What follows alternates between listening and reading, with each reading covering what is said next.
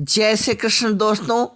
दान करना पुण्य का काम माना जाता है, लेकिन दान तभी करें जब आप खुद दान करने में सक्षम हो, वरना आपको पैसों की कमी का सामना भी करना पड़ सकता है।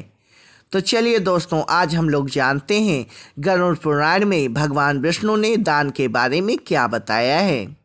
दोस्तों, दान दक्षिणा करना बहुत ही पुण्य का काम माना जाता है। मान्यता है कि दान से पुण्य कर्मों में वृद्धि होती है और दान का फल आपको केवल इस जन्म में नहीं बल्कि कई जन्मों में मिलता है। यहाँ तक कि मरने के बाद भी दिए गए दान के फल प्राप्त होते हैं और स्वर्ग में स्थान प्राप्त होता है।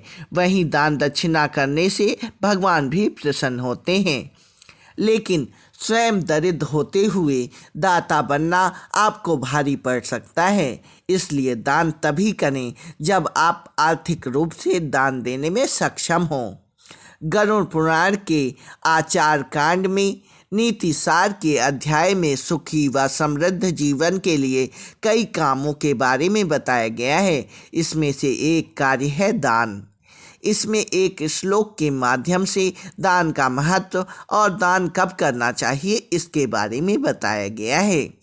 इसे यदि आप अपने जीवन में भी अपनाएं तो कभी भी पैसों की कमी का सामना नहीं करना पड़ेगा।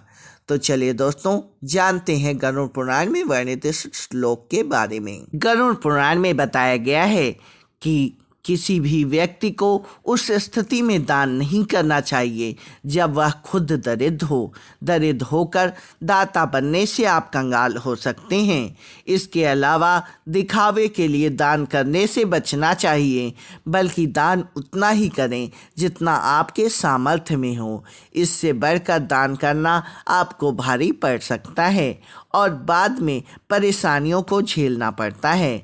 शास्त्रों में बताया गया है कि व्यक्ति को अपने अर्जित धन या कमाई का दशांश यानी 10वां हिस्सा दान करना चाहिए। साथ ही दान किसी ऐसे व्यक्ति को ही करना चाहिए जिसे दान की आवश्यकता हो, तभी दिए हुए दान का पुण्य प्राप्त होता है। अघाए हुए व्यक्ति को दान नहीं करना चाहिए। इसके अलावा सुखी जीवन के लिए गरुड़ पुराण में अन्य कई बातें भी बताई गई हैं, जो कि इस प्रकार हैं।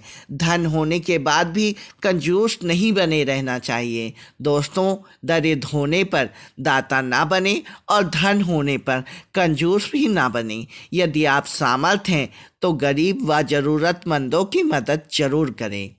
संतान को संस्कारी बनाएं। दोस्तों, माता पिता को अपने संतान को हमेशा अच्छे संस्कार देने चाहिए।